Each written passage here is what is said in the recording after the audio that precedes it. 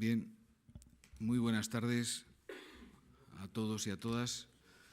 Muchísimas gracias por acudir a esta nueva sesión de nuestro ciclo Libros con Huella, que como sabéis consiste en presentar, analizar, contribuir a la divulgación de libros recién publicados en los ámbitos de la política, de la sociología, de la economía, de la comunicación, de la historia y tratados desde una perspectiva progresista. Contribuimos a dar a conocer estas obras, su contenido, sus autores, contribuimos a divulgarlos. Entendemos que esta es una actividad interesante en el marco de las actividades formativas de nuestro partido. Grabamos estas presentaciones y las grabaciones se cuelgan en la web y se distribuyen por las 4.000 agrupaciones locales del Partido Socialista. En base a estas grabaciones se desarrollan actividades formativas en los territorios de España, en las agrupaciones territoriales del Partido Socialista. El libro que presentamos hoy es un libro titulado Una alternativa progresista. Su autor es Jonás Fernández.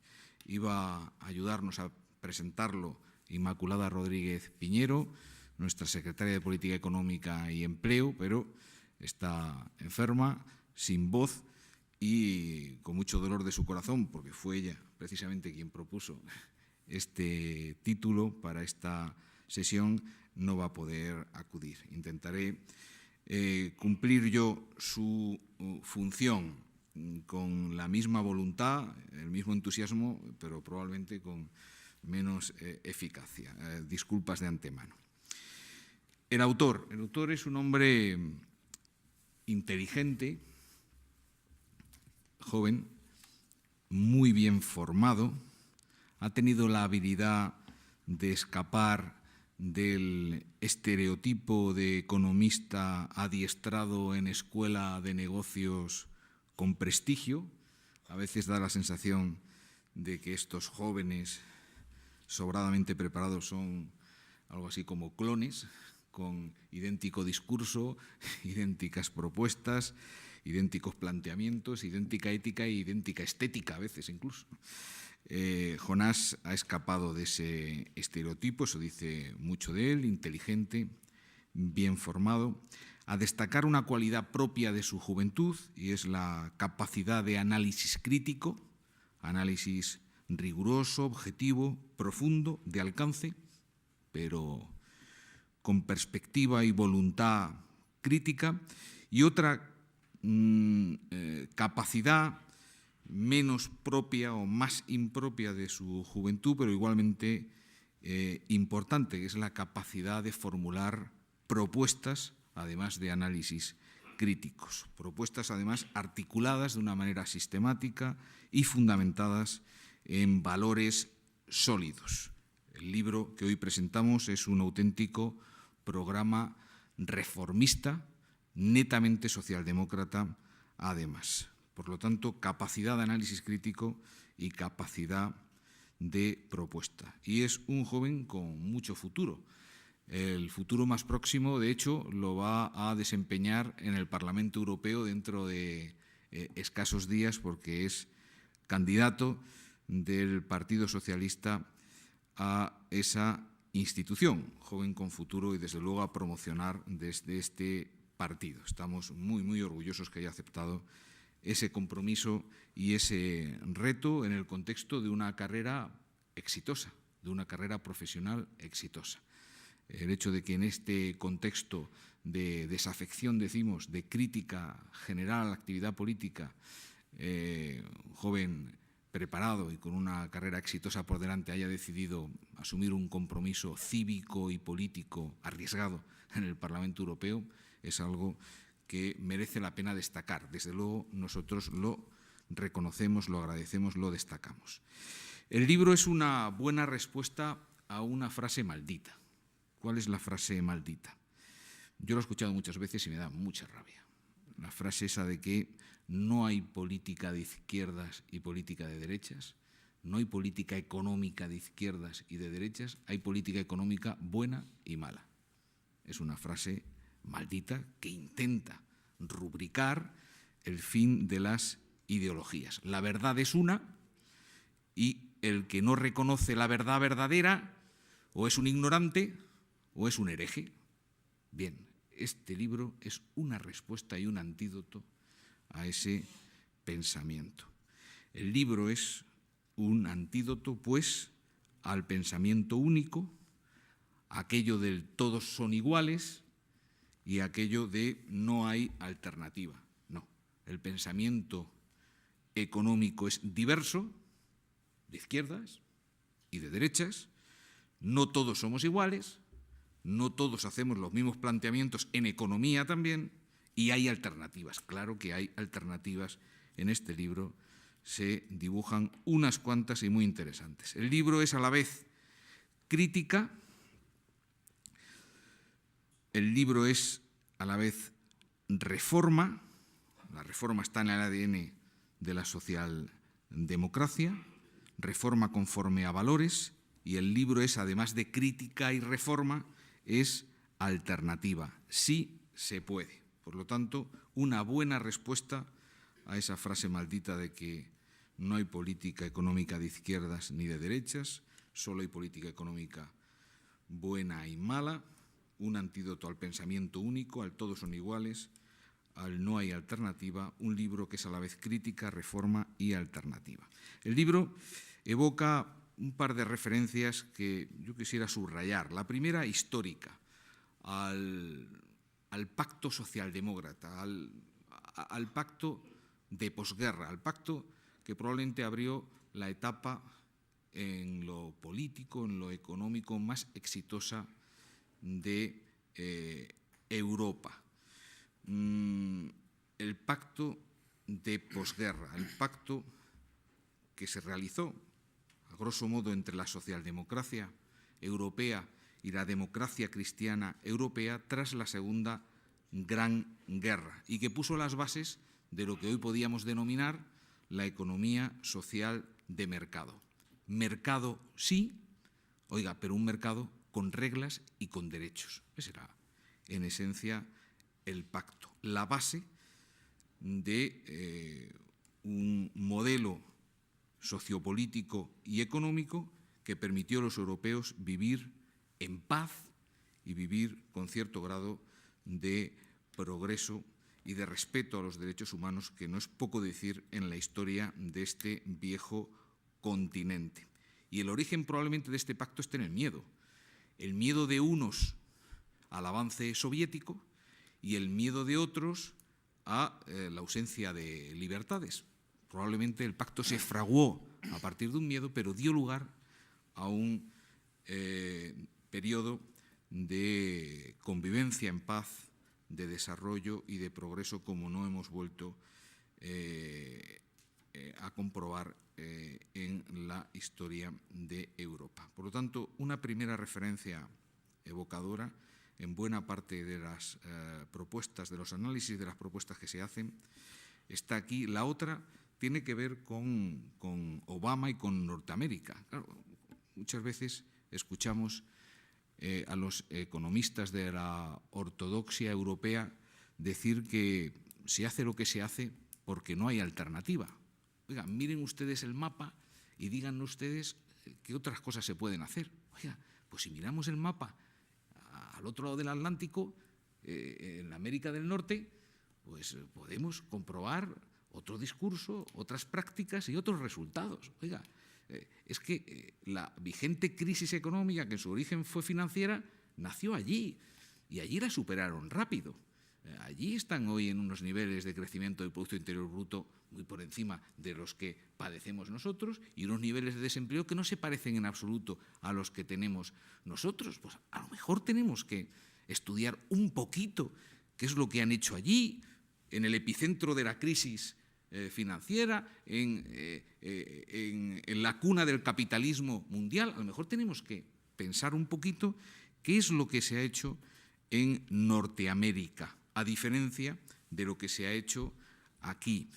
¿Por qué en Norteamérica las cosas se han desarrollado de manera distinta a partir del estallido de la crisis en 2008, quizás porque tienen una institucionalidad económica más madura que la europea y más sensata que la europea, con un Banco Central allí que actúa como tal, con una gestión de la deuda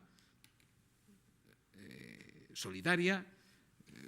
Los neoyorquinos no se olvidan de los californianos no se olvidan de los neoyorquinos, con una política de tipos de cambio algo egoísta pero lógica, no como la europea.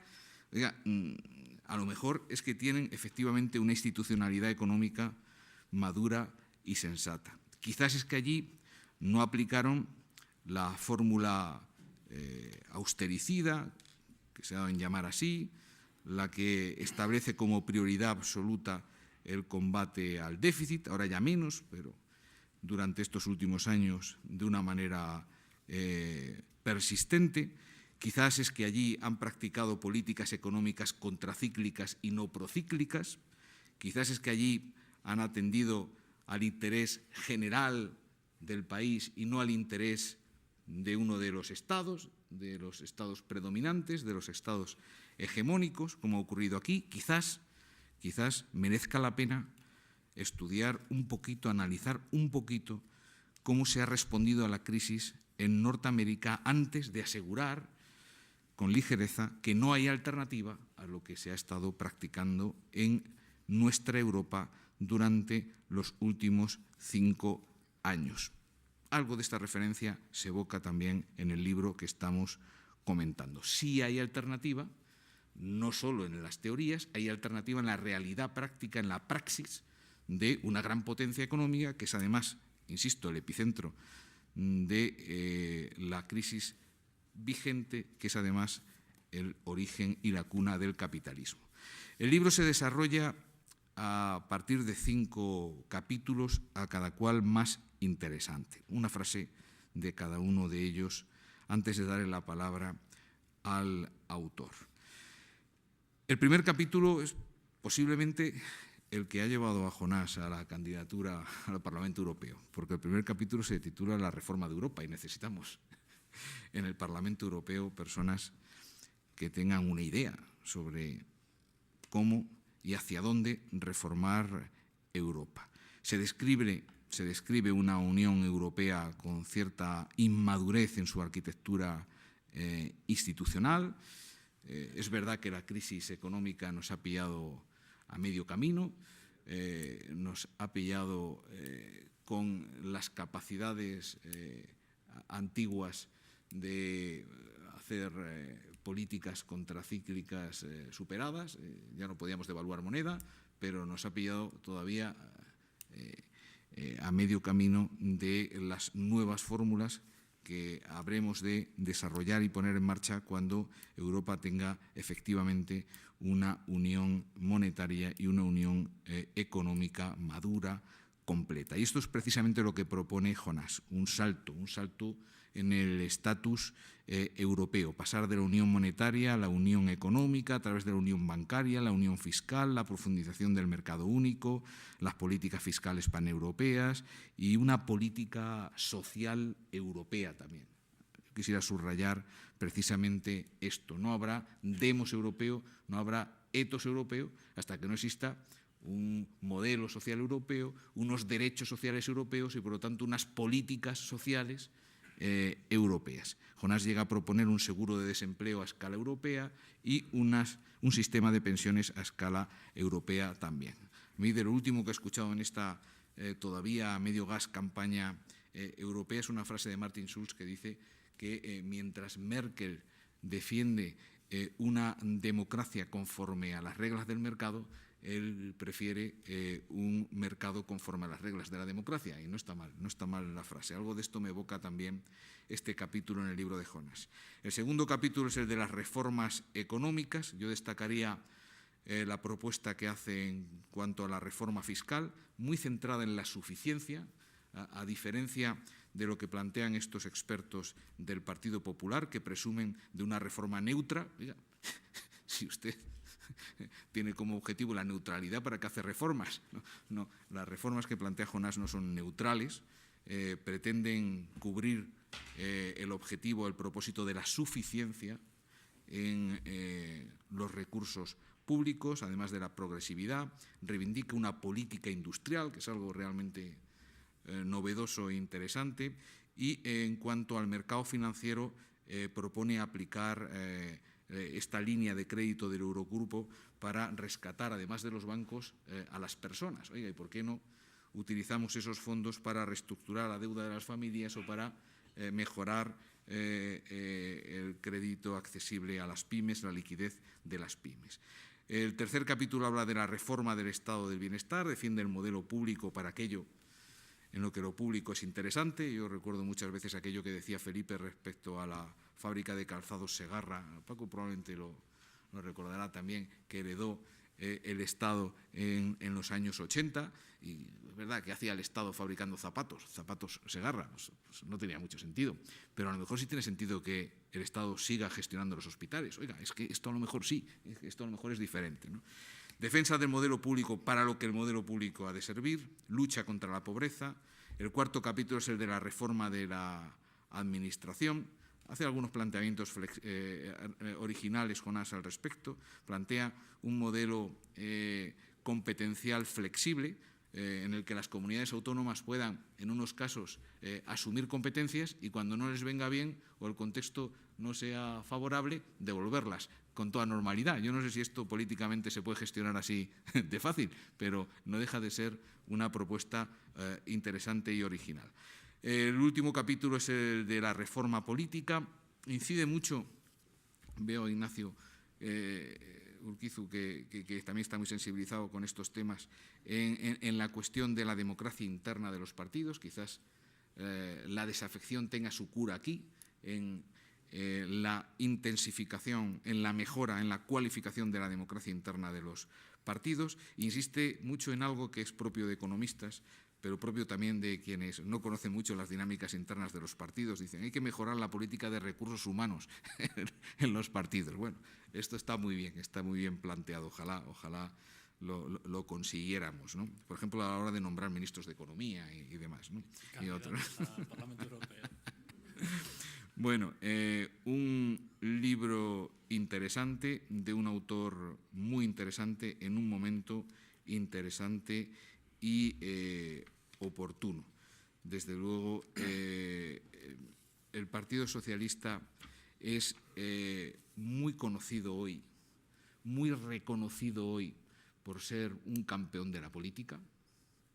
Yo creo que los ciudadanos en general nos reconocen experiencia, capacidad, aptitud para resolver el problema catalán o el problema de la igualdad entre mujeres y hombres, pero no estoy muy seguro si nos reconocen capacidad, aptitud para resolver los problemas de la economía. Y este tipo de libros nos ayudan a ese respecto. Y nos ayudan además a definir nuestra alternativa como algo que va más allá de lo que algunos denominamos la izquierda ibuprofeno. La izquierda en materia económica debe proponer algo más que paliativos, que aspirinas o paracetamol para aquilatar, para aplacar la acidez de las fórmulas conservadoras y neoliberales. Debemos ser capaces de recetar algo más que el paracetamol a nuestros electores. Debemos de ser capaces de recetarles una alternativa económica distinta, si la tenemos. Y este libro prueba que sí, que hay bases para tenerla.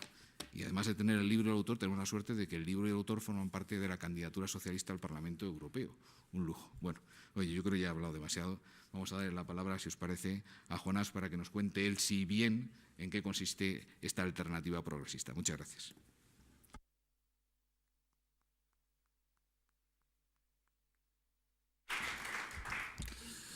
Bueno, pues buenas tardes a todos. Muchas gracias, Rafa, por tu presentación. Ha sido un repaso exhaustivo del libro. En fin, para mí es un honor intervenir en esta casa cuando, en fin, me afilié a esta organización o a su organización juvenil en el 94. Ferraz era, ¿no?, formaba parte de, en fin, de una imagen de Ferraz. Y bueno, pues recuerdo la primera vez que estuve aquí, recuerdo el busto de Pablo Iglesias y vamos, jamás pensé en intervenir en esta casa, como jamás pensé en otras cosas que me están ocurriendo últimamente. Así que, en fin, muchas gracias, Rafa, muchas gracias a todos ustedes por acompañarnos esta tarde. Y no querría empezar la presentación del libro sin, en fin, recordar a los compañeros que hoy están manifestándose en Asturias, en las cuencas mineras, a favor de una nueva revisión del Plan de UNOSA y de una, en fin, de una revisión del límite 2018 del cierre de todos, en fin, de todos aquellos pozos no sostenibles. Yo creo que una de las misiones de, en fin, de mi próximo trabajo en el Parlamento Europeo, si conseguimos ese escaño, será revisar ese límite temporal. En todo caso, como decía, muchas gracias. Y la verdad es que cuando uno en fin, se enfrenta a escribir un libro, realmente por casualidad, porque cuando inicié, en fin, los primeros capítulos, los primeros, no formaban parte de un libro, formaban parte de cosas que uno va escribiendo en ratos muertos, y solo ya muy al final acabé dándome cuenta de que había algo que poder contar o que deseaba contar. Sobre todo partiendo de una gran decepción con con la última década, por así decirlo, con los últimos años. Yo creo que mi generación, aquella que adquirió cierta conciencia política en los años 90, creía que había ciertos paradigmas que estarían con nosotros para siempre. De tal manera que deberíamos preocuparnos por nuestro desarrollo profesional, por nuestra carrera, por nuestra vida personal, pero jamás creímos enfrentar una situación en fin, tan crítica como la que en estos momentos, no sé si decir el mundo libre, pero en fin, las democracias occidentales están afrontando.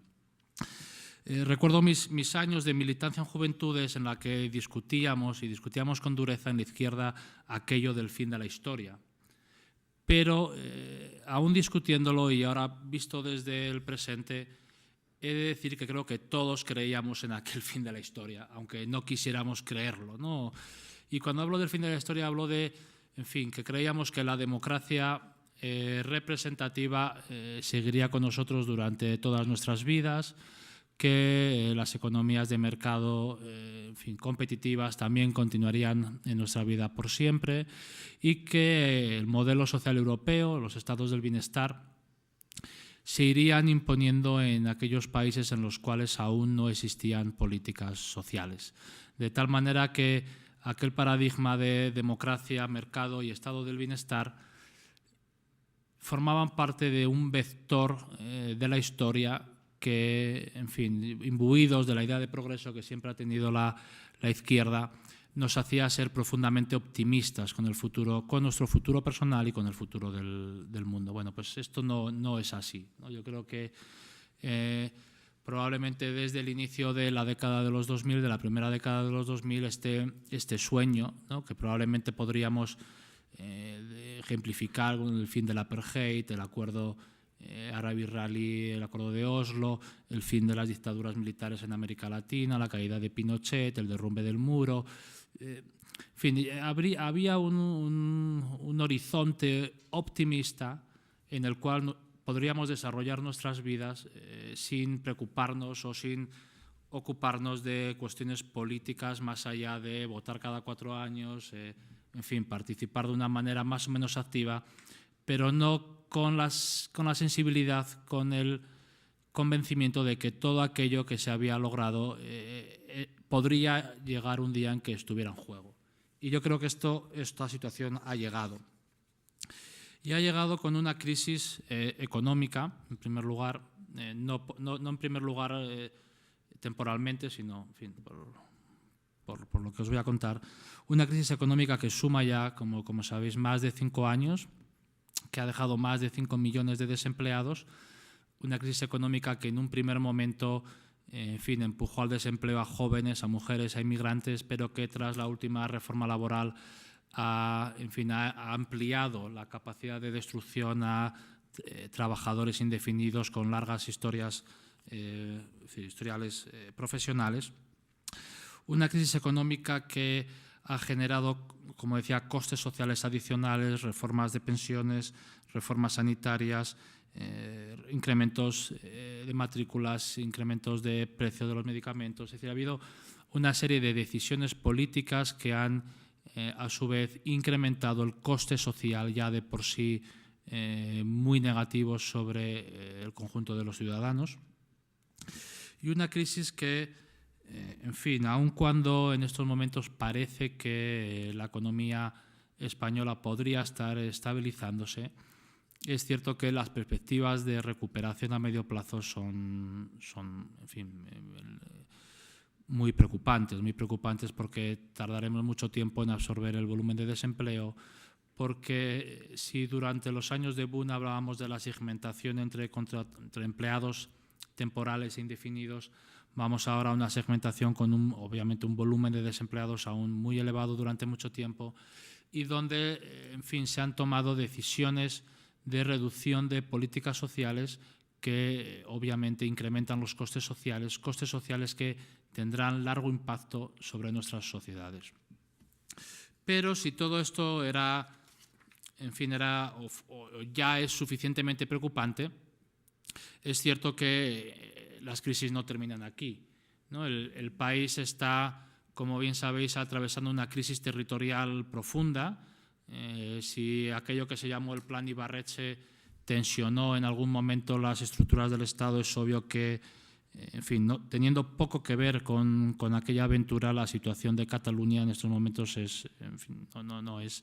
no es sencilla, no tiene una solución fácil, sobre todo porque probablemente las distancias han pasado ya al terreno de la política, a terrenos emocionales, donde ya es mucho más difícil buscar transacciones en las que todos salgamos razonablemente contentos. Por lo tanto, crisis social, crisis económica, crisis territorial y, por supuesto, una crisis del horizonte común que durante mucho tiempo había sido probablemente la meta de todos los españoles, que es el proyecto europeo, ¿no? Europa ha dejado de ser el horizonte que aunaba al conjunto de los ciudadanos más allá de sensibilidades políticas o sensibilidades territoriales, y el sueño de Europa ha pasado a estar en una cierta nebulosa que conforma, que conforma el conjunto de las críticas sistémicas al que los ciudadanos permanentemente están refiriéndose. Y, por supuesto, con una crisis transversal a todo ello, pero que no podemos evadirnos de ella, que es la crisis de la política, ¿no? Y es cierto que si uno aspira a intentar resolver la crisis económica, si uno aspira a intentar resolver la crisis social o a buscar un nuevo consenso constitucional entre las nacionalidades y regiones en términos constitucionales de nuestro país, pues todo ello se hace con la política o no hay manera de vehicularlo. Y es cierto que la política está en una posición muy desprestigiada. Los ciudadanos permanentemente fijan a los políticos y la política dentro de sus males, ¿no? de sus problemas permanentes.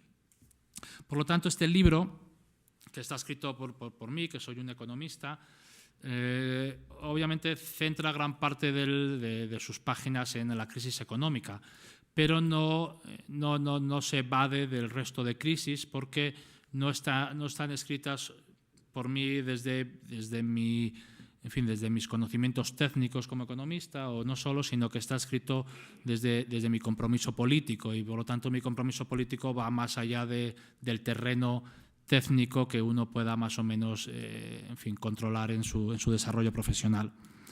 Y este libro, como digo, no pretende ser la alternativa a todas estas crisis, obviamente sería una locura, pero sí aspira a ofrecer una alternativa, aspira a ofrecer una hoja de ruta donde discutir cada una de las crisis y donde discutir las distintas propuestas que están en la mesa y, hacer propuestas desde la izquierda con la vocación no solo de ser discutidas en el conjunto de la izquierda, sino también con el deseo de contribuir a restituir el espacio público que, en fin, en los últimos años se ha roto y se ha roto de una manera dramática. Por lo tanto, el libro está escrito desde la izquierda con la vocación de animar el debate en el conjunto de la izquierda, pero con el propósito también de ser una aportación al conjunto del país en la búsqueda de un nuevo espacio de consenso, donde obviamente existan cosas que compartamos y otras cosas muchas más, en fin, en las que discutamos. Como decía Rafael, el libro se reparte en cinco grandes capítulos. El primero de ellos probablemente es el capítulo más económico, fundamentalmente porque habla de la crisis económica y hablar de la crisis económica es hablar de Europa, porque la tesis central del libro, que a día de hoy yo creo que ya es moneda común en la profesión, pero que hace algunos años no lo era tanto, es que la raíz central de la crisis surge de un diseño incompleto de la zona euro. No me voy a detener en detalles, pero ese diseño incompleto de la zona euro es el que genera las burbujas de crédito en los países que habían entrado en la moneda común con el tipo de cambio devaluado, que tenían problemas inflacionarios previos, que tenían probablemente problemas de competitividad. Es decir, aquellos países que entraron en la unión monetaria, y no solamente Italia, España, Grecia, sino también Holanda, por ejemplo, que ha vivido una crisis y que está viviendo una crisis también no menor, uno puede ver que todos ellos entraron en la moneda común con tipos depreciados y que además vivieron burbujas de crédito derivado de que la política monetaria obviamente era única. Lo cual, unido a que eran más inflacionistas, es decir, aún aumentaban más la burbuja de la expansión monetaria, ¿no? al hacer los tipos de interés reales en muchos casos negativos. Es cierto que estas burbujas se canalizaron en cada uno de los países de manera distinta. Probablemente en Italia esta burbuja de crédito se fue a deuda pública y en nuestro país no se fue a deuda pública, pero se fue a deuda inmobiliaria. Con lo cual, ¿por qué se fue a deuda inmobiliaria? Pues bueno, ahí hablamos de la ley del suelo, hablamos de financiación de corporaciones locales, hablamos de políticas fiscales, desgravación de compra de la vivienda. Es decir, ha habido una serie de decisiones políticas, no sé si conscientes o inconscientes, que acabaron canalizando ese volumen de crédito extraordinario que la economía española habría tenido de igual modo hacia un sector obviamente no competitivo a medio plazo y con dificultades para repagar la propia deuda. Lo que este país podría haber hecho durante esa década prodigiosa con ese volumen de crédito extraordinario, con otras políticas, pues en fin, eso forma parte de la política ficción o al menos de la historia para aprender de cara al futuro. En cualquier caso, con independencia del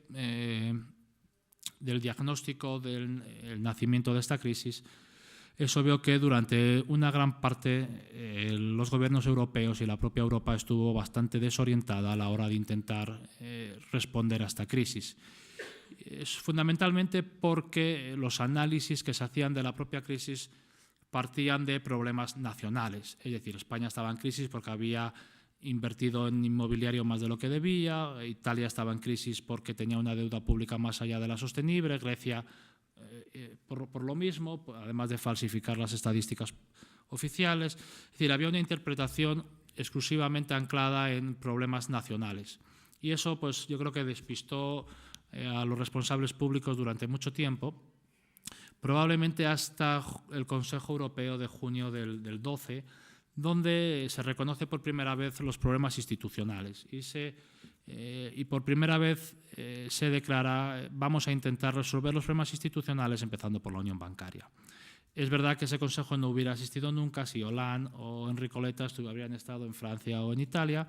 Es verdad que las aproximaciones puramente nacionales centradas en ajustes y flexibilidad nacional tenían a su vez una semilla ideológica porque obviamente servían a intereses políticos más allá que no solo a un raciocinio económico, pero es verdad que en los últimos meses hemos visto una cierta reorientación a la hora de tratar la crisis de la eurozona. En todo caso, esta cierta reorientación que, como yo soy como Rafa, soy también muy optimista, obviamente está pendiente de confirmar en las elecciones y pendiente de intensificar, porque el acuerdo de unión bancaria acordado hace unos días, pues, en fin, nos sigue recordando que la voluntad de integración, la voluntad de responder a la crisis europea desde Europa, pues es aún muy, muy débil. Y probablemente necesitaremos una comisión, un presidente de comisión socialdemócrata, una mayoría en el Parlamento socialdemócrata y, más pronto que tarde, una mayoría en los Estados miembros socialdemócrata para acabar de, en fin, asentar la visión europea, paneuropea de la propia crisis. Porque si la unión bancaria debería ser un primer paso, obviamente detrás de la unión bancaria debe existir una unión fiscal y obviamente con la unión fiscal debe existir una unión social. Y estos dos pilares, la unión fiscal, la unión social, son fundamentales no solo para salir de la crisis, que obviamente es una vocación compartida por todo el mundo, sino para salir de la crisis con las señas de identidad del modelo social europeo que siempre hemos añorado y siempre hemos querido y que para los socialistas forma parte de nuestro frontispicio. Por lo tanto, no solo se trata de resolver la crisis a través de más Europa, sino también se trata de construir instrumentos de intervención política en los mercados con capacidad suficiente de hacer tributar las rentas de capital, con capacidad suficiente para hacer tributar a las sociedades, con capacidad para, en fin, regular e intervenir en los mercados. Por lo tanto, Europa no solo debe responder a la crisis, sino que también debe responder a la vocación socialista, a la vocación socialdemócrata de un poder público, unas instituciones públicas con capacidad de, en fin, de salvaguardar, con capacidad de generar una sociedad cohesionada. En todo caso, el libro dice que intentar reformar Europa es condición necesaria, pero no suficiente. Y no es suficiente porque nuestro país tiene sus propios problemas. Decía Rafa en la introducción, y en estos momentos está en los medios de comunicación, la necesidad de hacer una reforma fiscal. Y es obvio que esa reforma fiscal no puede ser neutral. Y obviamente esa reforma fiscal no puede plantearse con el objetivo de mantener el nivel de recaudación, ¿no? Es decir, que mantener el nivel de recaudación supone afrontar reducciones del gasto público adicionales, en fin, de 6-7 puntos del PIB en los próximos años. Por lo tanto, tiene que haber una reforma fiscal que aumente la recaudación, no que la mantenga constante, y que además mejore la progresividad del propio sistema, porque el sistema actual, como bien sabemos, es muy poco progresivo. Impuesto de sociedades, las grandes empresas pagan en torno al 10%, una pyme paga el 25%, el IRPF está trufado de desgravaciones y deducciones que hacen al modelo, en fin, menos progresivo de lo que debería, obviamente patrimonio no tributa. Bueno, yo creo que hay suficientes elementos para hacer una reforma fiscal que eleve la recaudación sin hacer tributar más a aquellos que ya pagamos, es decir, los asalariados, sino ampliando las bases imponibles e incrementando la progresividad del modelo. Reforma fiscal que, por cierto, no puede ir desligada de la reforma autonómica, la reforma de la financiación autonómica y la reforma de la financiación local, muchas veces una gran olvidada de los debates nacionales. Y a su vez el país necesita una reforma laboral que vuelva a restituir la centralidad de la negociación colectiva. En mi opinión, no retrotrayéndonos al modelo de negociación provincial sectorial, sino reconociendo la capacidad de interlocución en las empresas y estudiando la manera de reforzar la actividad sindical en las empresas.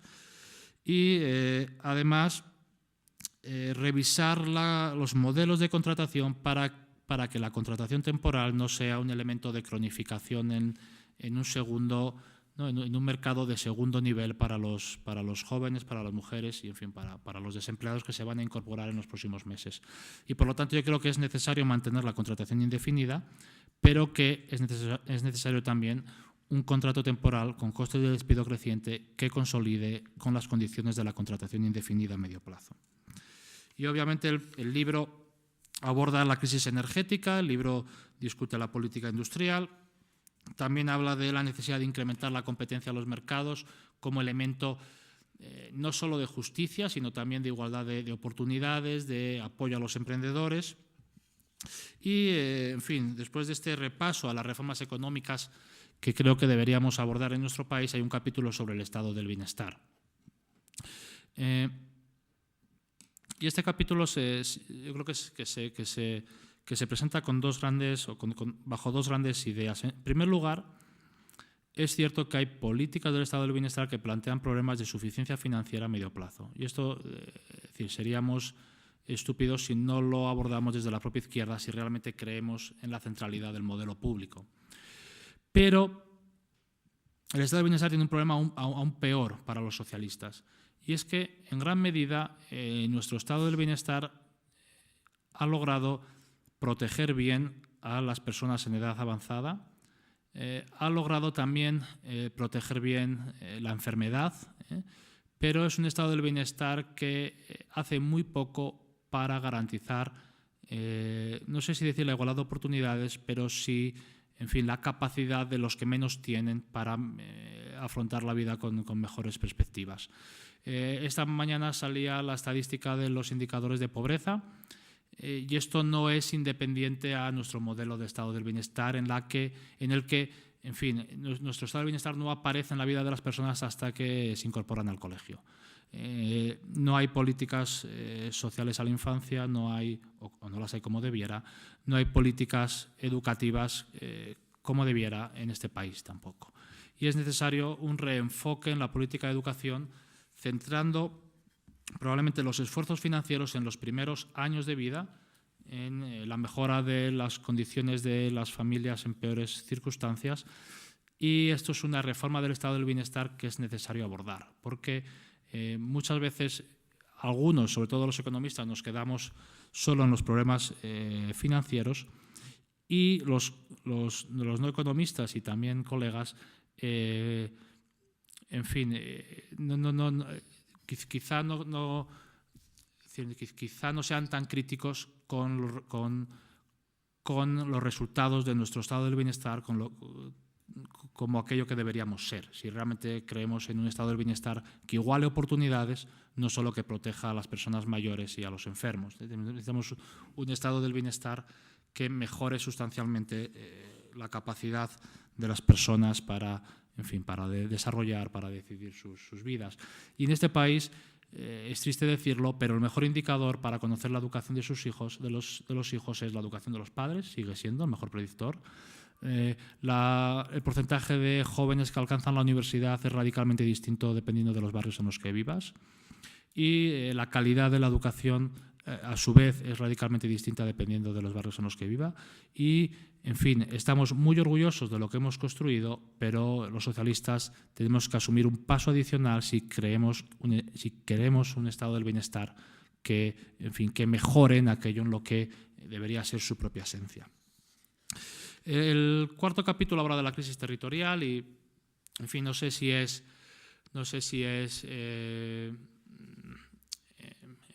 novedoso o no, pero al final la propuesta que se plantea en el libro es, mira, España lleva teniendo problemas de articulación entre sus distintas nacionalidades y regiones desde hace más de 100 años y muy probablemente esto no tiene solución, o no tiene solución estable, ¿no? Es una cosa que convivirá con nosotros durante mucho tiempo. Y en la manera en que convivirá con nosotros durante mucho tiempo, deberíamos lograr diseñar un Estado que pueda articular estas discusiones de una manera institucionalizada. Y esto es lo que no hay, ¿no? Yo creo que la Carta Magna arbitra o abre un proceso de descentralización de poder desde el Estado central a algunas comunidades autónomas. Es obvio que en su día se pensaba en Cataluña, en País Vasco, quizá Galicia, pero en fin, los constituyentes no tenían ni idea de las comunidades autónomas que iba a haber, por ejemplo. No se sabía si iba a haber todas las comunidades autónomas, ni su propio nombre. Y, por lo tanto, la Constitución simplemente, y bastante hace por otra parte, arbitra un mecanismo para descentralizar poder a comunidades autónomas.